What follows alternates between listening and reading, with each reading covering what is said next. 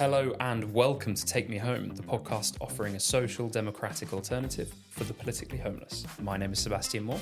And I'm hilary.salt. And this is going to be a bit weird because we did an episode, we recorded something a couple of days ago, but we've been having a lot of technical difficulties, and I think we've got your news story from that episode, I think is fine, we can put out. Okay. Which is about the budget deficit. Budget deficits, yes. So hopefully we're going to splice that together with this and we'll have something to show you today. But do bear with us. And we are, can we announce that we're moving office? We can, yeah. Okay. I think so, yeah. We're moving a grand total of, 3 metres? 5 metres? Yeah, more of like 5, I would say. Just that way. To a bigger office. So we will have a bit more space and hopefully we can have a sort of permanent podcast setup, which will help because we have to make this every single time. We do. And it takes us a bit of time and then we mess things up and so forth. But okay, today we're going to talk about, as well as the budget deficit, which hopefully we can put in somewhere, we're going to talk about... making the best of Lexit. And a lot of people will hear that and think, what are you talking about, Lexit? Like Luxembourg leaving the EU?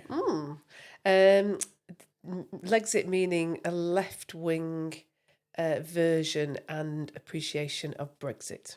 Okay, so this is there were a lot of people in the Brexit referendum, which was, and the reason we're doing this is that it was 9 years ago this week that Britain voted to leave the EU. Yes. And a lot of the media coverage focused on what I would say is the right-wing version of Brexit, and that those like Nigel Farage, Boris Johnson at the time, Michael Gove.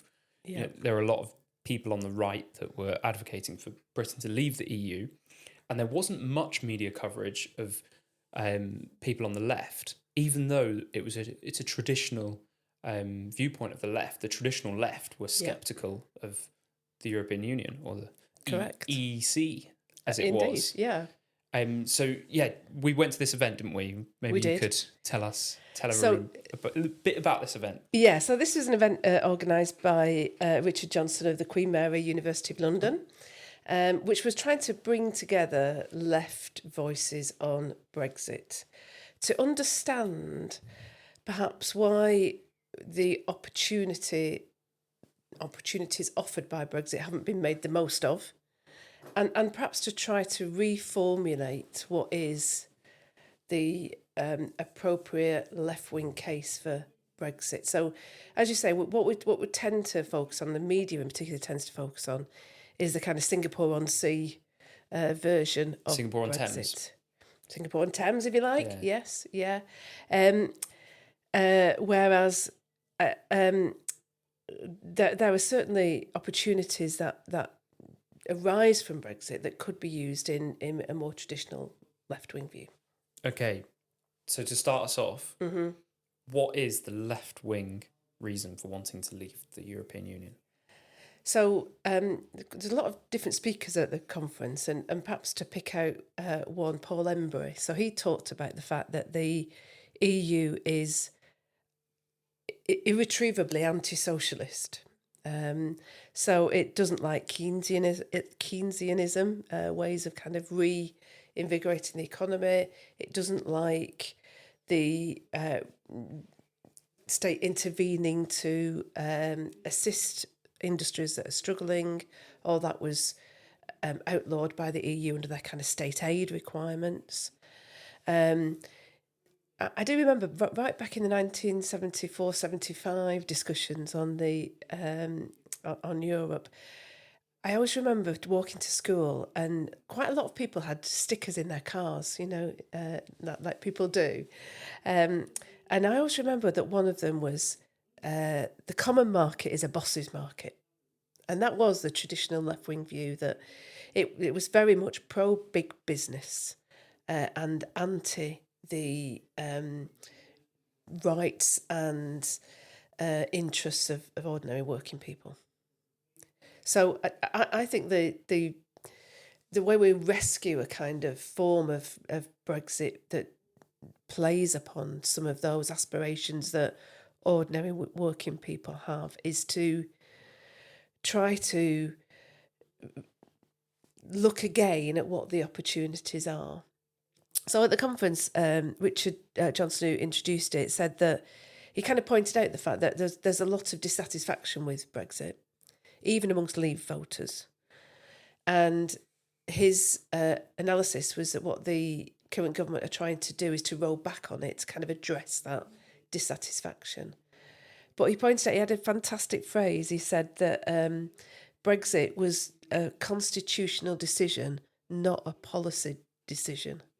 You know, so it was about, the phrase was always taking back control, wasn't it? But you might imagine that we might take back that control in a way that allowed, for example, more redistribution of wealth, more ways of levelling up, ways in which you can use Brexit to really free up the economy and reinvigorate the not just services, but, you know, manufacturing industries. He just took an example of we could use Brexit to effectively give cheap finance to the fishing industry and rebuild our fishing industries. Because he said, you know, okay, it's true that the fishing industries aren't a massive part of the UK economy, but look how important they are to some other European countries. And actually, they could be a much bigger part of our economy.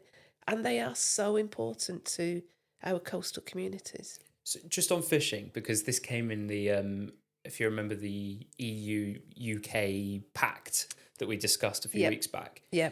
And I remember watching Question Time that week, and there was some talk about how the fishing industry in the UK had been sold out because it was the rights for the EU to fish in our waters were coming to an end, and they've been extended now for something like 12 years. That's right. And a lot of the argument, whether this was by people in the audience or by politicians on the panel, was that, the fishing only makes up 0.5% of our GDP or something like that. And I thought that's such a weird way of looking at the world. And Richard Johnson, who convened this conference on Monday, he said, but it's really important to those communities. Exactly. Right? It's 100% important to the people that are in those, you know, in that line of work. And I think it's so strange, and this is something I really dislike in the way we discuss politics, where we look at it as just numbers and economics, and you say, oh, that's not important. You know, you only lose a few jobs there. And I think, well, it's really, really important to those people and those communities. That's right. Yes, absolutely. I definitely agree with that. Yeah. So, lost my train of thought a little bit there, but we were talking about, you know, what opportunities could we make the most of post Brexit, and I think there are perhaps a question that came up time and time again during the day is rethinking what we mean by the national interest. So, what does it mean when we talk about the national interest? And one of the speakers was Philip Cunliffe. And I don't want to say too much about what he said because we're going to have him on as a podcast guest in a couple of weeks' time. So I don't want to spoil his thunder. But he was talking very much about how do we define the national interest. Again, there was some really nice turns of phrase yesterday, and he said that the UK still behaves like a member state, not a nation state. And our political elites haven't understood that it's a completely different way of looking at the world when you are a nation state. And for so long, we've not thought about what is in the national interest. And we really need to think about what is in the national interest. Yeah. What's also interesting when you think about the UK, and I think Philip Cunliffe and Peter Ramsey, who we had on before, have made this point, that realistically, it was only a nation state between the post-war years and when we went into the EEC. Yeah. You know, because we had an empire before that, which Correct. is a very, very different thing. Yeah. So it's a very different way of looking at it. And I'd never thought of that before, that the post-war British state wasn't actually around for that much time, 30 years. That's right. Yeah. Yeah. One of the speakers, Tara McCormack, was talking about some of the examples of where the government have behaved completely against the interests of the nation state. So she used the example of the negotiation or authorization of our nuclear deterrent, which is effectively organised with the US. And previously that was reauthorised every 10 years by Parliament. And the Labour government just taken that option away from Parliament and are now effectively agreeing it directly with the US. So, she kind of pointed out that isn't that isn't the way in which a nation state should behave, in terms of its democracy. So it's a decision not made by the people, but not even made by Westminster, made in America. And she looked at the use of the I think called the Storm Force missiles or something like that. Storm Shadow missiles, yeah, that were used in Ukraine. So government effectively agreed that they could be used for very long range targeting into Russian territory. And again, not something that's taken to Parliament. Parliament didn't get a decision on that. Made very much by the executive. And if we want to hold on to the idea of the UK as a democratic nation state, we really need to be objecting to some of these ways in which government are behaving. Yes. Yes, that's all I've got to say to that. I think you made a comment earlier today, didn't you, that quite often some of the, I don't want to use right wing, but some of the perhaps anti-liberal commentators will tend to say things like, this is the way I think the world should be, and it would be nice if we could get there through democracy, but if we can't, perhaps we'll use other methods. And that's deeply authoritarian, isn't it, as a way of looking at the world? And I think there's those anti-liberals who are very authoritarian, and there's the liberals like the Labour Party who are very authoritarian. And I think for both of those occasions, we need to really stand up and object. Absolutely. And I think it's well worth remembering that this idea of being pro-democracy is not just something that's reserved for the people that voted to leave the EU. And there'll be a large coalition that can be made with people that voted to remain, people that voted to leave, but are still pro-democracy and pro, the views of the British public being represented in our sovereign parliament. And Rennie Anger, yes, if I'm saying his name right, who came to speak and was on the panel that you chaired. Yeah, he made this argument because he's done a lot of polling, looking at people that voted to leave and people that voted to remain. He said it's a lot more nuanced than you think. The media paints it as one way or another, and I think it's worth remembering that there's that coalition to be made, because a lot of people that voted for, to leave the EU will have been doing it for completely different reasons than why you would have voted to leave the EU. Yeah. And like we said at the start of this, that there were some people that wanted the Singapore on Thames, because let's just say to leave the EU, you're leaving the customs union, which means you can then you can make your own trade agreements with different countries, because when you're in the EU, you have to make those agreements as part of the EU, so you're not allowed to do them yourselves, right? Yeah. Now, that might be because you want free trade with all these countries all over the world, or it might be that you don't want any trade whatsoever. That's right. So you could vote to leave, and you could want to leave for completely different reasons. And I think what we've seen is that the right-wing version has sort of been enacted, and I know people on the right will say, no, it wasn't enacted, but we've seen what the Conservatives, at least, what they did with Brexit, and it's just empty. It's completely vapid. Can you say vapid? Mm-hmm. Is that the right word? Yeah. And I think now what we have to see is a movement of people and it's people like Philip Cunliffe, who I think is absolutely brilliant, and I'm really looking forward to him coming on the podcast. He's putting forward some really interesting ideas, and I think those are the ideas we can take and run with. Yes. And actually build something going forward that has longevity. And I think we are already running with some of those ideas. So something that somebody else mentioned yesterday, I can't remember who said it now, was around tariffs. And, as you know, we've been generally very pro thinking about tariffs. And somebody made the point that the traditional left view, the traditional Labour Party view, was that you would have tariffs on manufactured products, but free trade on food, which actually was news to me. I didn't know that was the traditional left view. But certainly, as you say, what Brexit does open up is the ability to potentially protect your manufacturing base through tariffs. And we've made the point before, haven't we, that some of those things we think are really worth looking at. So I think we're already running with some of these ideas. And it was what was nice, I thought, about the conference was to see that some of those ideas are actually sprouting out in other places. So it is good that I think we're getting a bit more of a discussion and a debate going about, not just following the Singapore on Thames approach. Yes. Can I mention Jonathan Hinder? You can. Shout out to Jonathan Hinder. So he's a Labour MP for Pendle and Clitheroe, which is up in Lancashire, just north of here. Clitheroe. How did I say it? Clitheroe. Clitheroe. Is that too southern? Yeah. Clitheroe. Is that right? Clitheroe.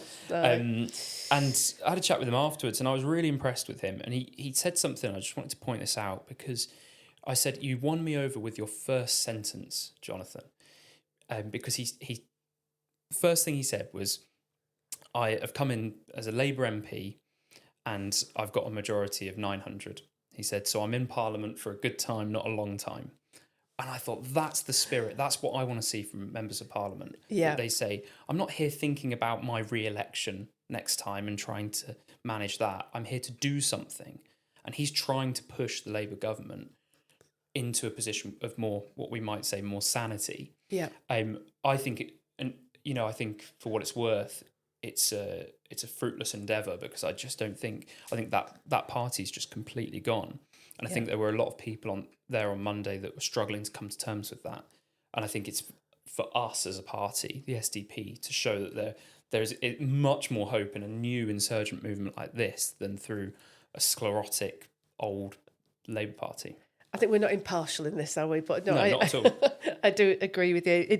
There were just occasions when at the conference where you felt like you were maybe intruding on private grief a little bit. Yes. There was a really interesting speaker who's David Littlefair, who's has an organisation called the Blue Collar Parliament. And he was making the point that the Labour Party these days never pick as a candidate a working class person. So they've become completely mesmerised by the idea of the professionalisation of politics, and they'll always pick a barrister or a professional or an expert or a think tank person over an electrician or even a teacher or an ordinary person. I'm trying to think who it was that said when you criticise this, often the response is, "Well, we've got Angela Rayner, haven't we?" Yeah. Yes. Indeed. Yeah. So, as I said, there were times where you felt that this is not really our discussion to have, and obviously, the Labour Party needs to have those discussions itself. But I think the point that you made is right, that actually, where you have a quite nimble, smaller organisation, it's much more able to influence it. And we've talked before, haven't we, about there's a really clear process for SDP members to influence policy. We're just about to kick off our new round of policy discussions. So I have a call later today where we're going to decide what are the 3 policies we're going to have next up in our list of things to review or have a new policy on. So if people are really interested in policy, it's a good time to join the party. Yeah, and I would say also that the word that kept cropping up for me on Monday was bravery. And I was thinking about how, I have a lot of sympathy for this, but a lot of those people that were there on Monday are in the Labour Party or in their positions, and they know that if they stick their head above the parapet, or if they step out and they join another party, their livelihood is at risk. You've said this before, that their social life often is at risk. Yeah. And it is a brave thing to do, to join a party like the SDP. Mm-hmm. What I would say is, what you're doing if you're staying in the Labour Party is you're fighting a losing battle. Right, that party is gone. You join a party like the SDP that you actually believe in what they're saying, and yes, it's going to be hard. It's a difficult road and it's a long road, but it's the brave thing to do because at least you're fighting for something that you believe in. I agree. Can I mention the R word? Go on. So one of the other speakers was Maurice Glassman, Lord Glassman, and I thought what was really interesting about what he said was he was saying we need to be talking to reform. We, meaning the Labour Party, from his point of view. And I thought that was quite a brave thing to say, but quite interesting, really, that Because it does suggest that the Labour Party are recognising the fact that they don't have kind of direct routes to talk to ordinary working people, and maybe that is a route. So I'm not sure it will work for them, but it's interesting that they are perhaps grappling with the problem. Last thing from me. My favourite moment of the day Okay. was in one of the sessions in the afternoon, and Michael Gove came in and sat in front of me. He was now Lord Gove of Tory. Is. Yeah. And you made a contribution from the floor, because that was the one where you weren't sharing, you were in the audience. And you made this. Do you want to repeat what you said about the market?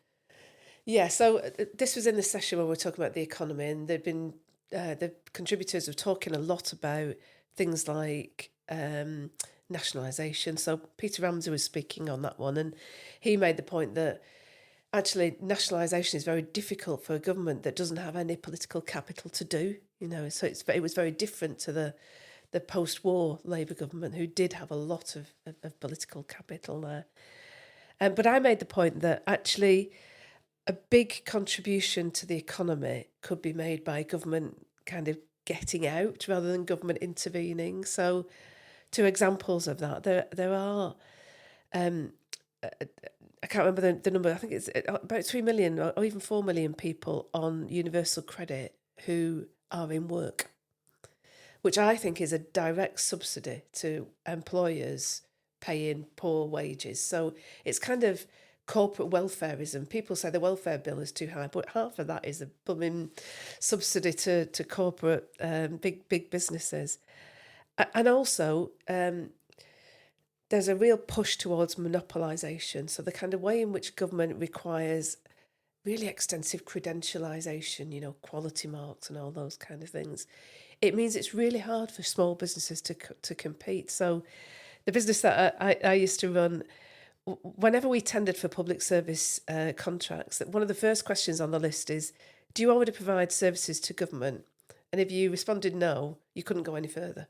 And it's a restraint of trade, and it does, cause monopolisation. So my point was, government needs to get out as well as intervene. It's not just about intervention, it's about stopping doing some of the things it's doing now. So it was a really good point, I thought, and something you might not be expecting to hear at a left-wing conference. And as you said it, Michael Gove, who of course was a Conservative minister, he sort of did that, and he startled a bit, and he was sat in front of me, and as he did so, he kicked his cup of tea, which was on the floor, and spilt his tea. And I thought that was brilliant. Good.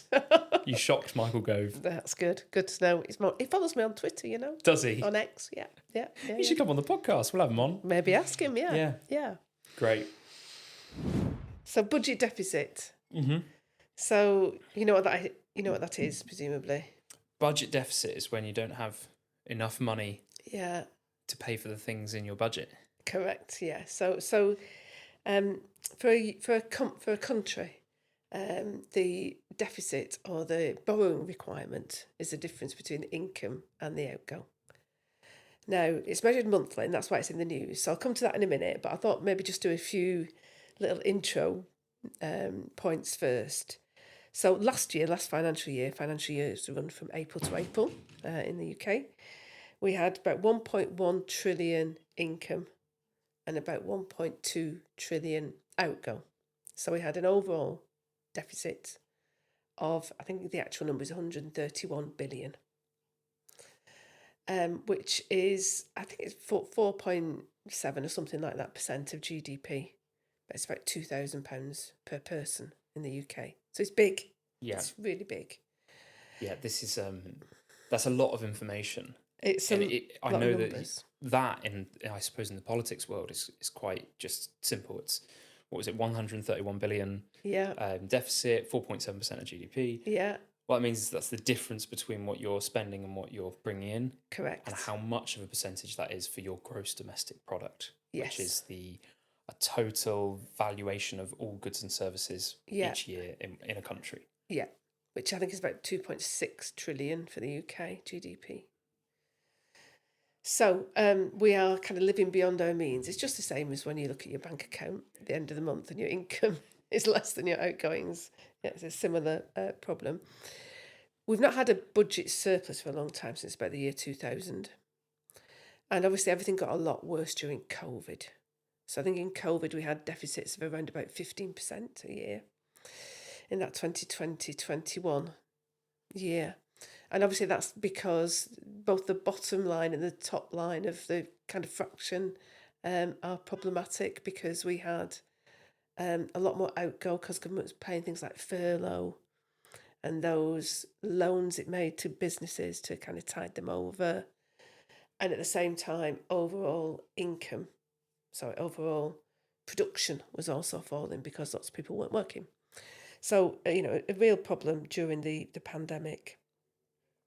So what happens to that 131 billion? Where does that 131 billion that we don't have come from? How do we get it? Yeah. Because we need it, don't we? Yeah. We're spending it. We borrow it. We borrow it, yes, that's right. So in the same way that you might take out an overdraft with your bank, the government issues government bonds to the market. And do you remember we did a big episode on government bonds and discount rates? Yeah.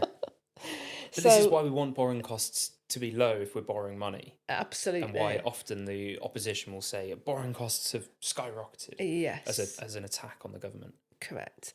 And obviously the more bonds that the government issues, you increase the supply.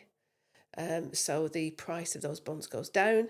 So the yield on those bonds goes up. Do you remember all this? I know, price down, yield up. Yeah, great. How long have we been doing this podcast? I don't know, like probably 9 months or so. That might be the only thing I've learned. Well, that's good. And it might be enough. So it's a good thing to learn.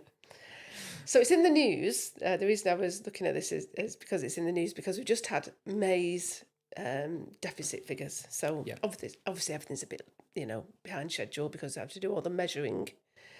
And what I thought was quite interesting was the different ways in which different people treated this news. So the Times headline, I'm just going to read this out. The Times headline was, UK borrowing falls in May after higher tax on businesses. Okay. Uh-huh. And that is kind of true. So 17.7 billion was what was needed in May to fund that gap between income and outgoings. And that was below, the Times were saying, that was below the forecast of about 18 billion. Now, I kind of think that is pretty much bob on, the forecast of about 18 billion. But they painted it as being a bit less.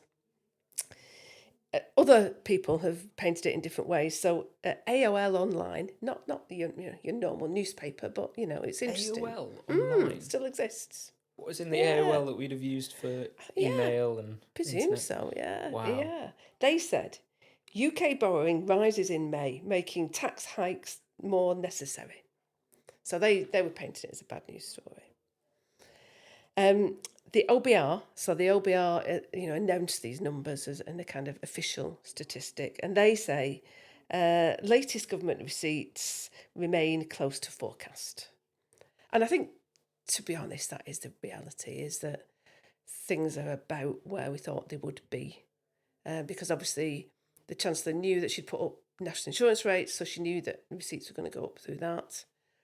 I guess the thing that's a bit disappointing is that things aren't getting better because we've got more growth and people are making more widgets and we've got more production and therefore taxes are going up. It's not that's not what's happening.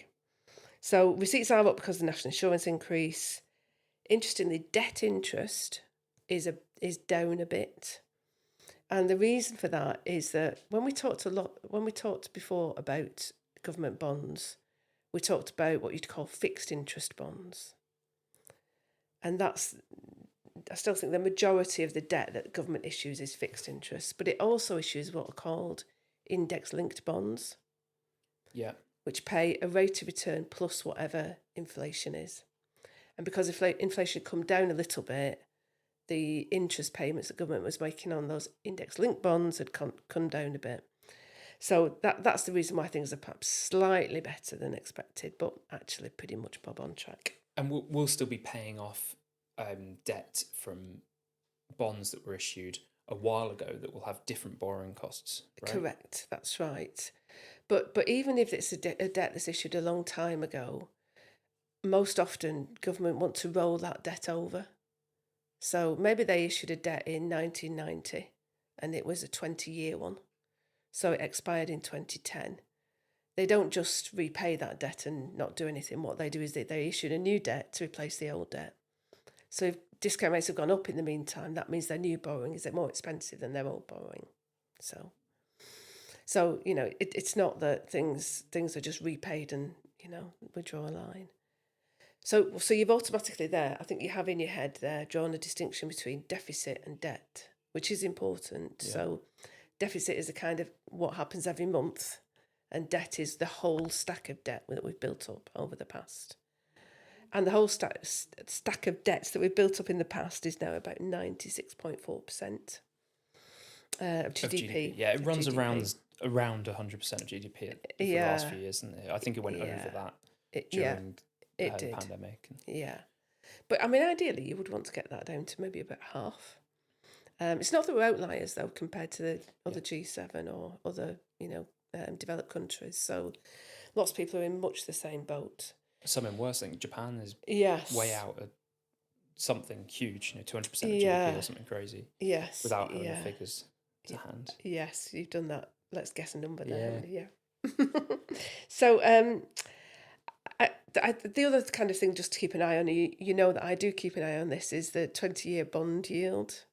That's around about 5.2 now, and it has been that for, you know, a few months now. It's relatively steady. So if the government wanted to borrow some money, and they buy this or they issue this 20-year bond, and people will buy it, which means that they give the government the money, and the government says, brilliant, we can go and spend that money now. Yes. And the government, over the course of 20 years, will have to pay back 5.2% on top of the original amount. That's right. Okay. That thing that I've just explained, right, sounds so simple, and yet I think for most of my life I've been walking around not understanding that. Yeah. So it's worth doing the podcast, isn't it? Because now you know that. So I think that's probably all I wanted to say. I mean, it's not kind of massively interesting news. In the news is that we're about where we thought we'd be, but you know, I guess things could be a lot worse. And it's something that I think we will probably keep returning to, because the country's finances are, you know, the bedrock on which everything else we need to build is dependent. Mm-hmm. Okay. So that's me. Very good. All right, we finished? Yes. I think we've got enough to satisfy our keep listenership. The punters happy. Yeah. We should perhaps say, though, that we have now, you're going on holiday and I'm going on holiday. So it's possible we may not get a podcast out next week. So you might have to be waiting a couple of weeks for the next one. But we've got some really good guests lined up. So definitely keep watching. Good stuff. All right. Thanks for listening. Thanks all.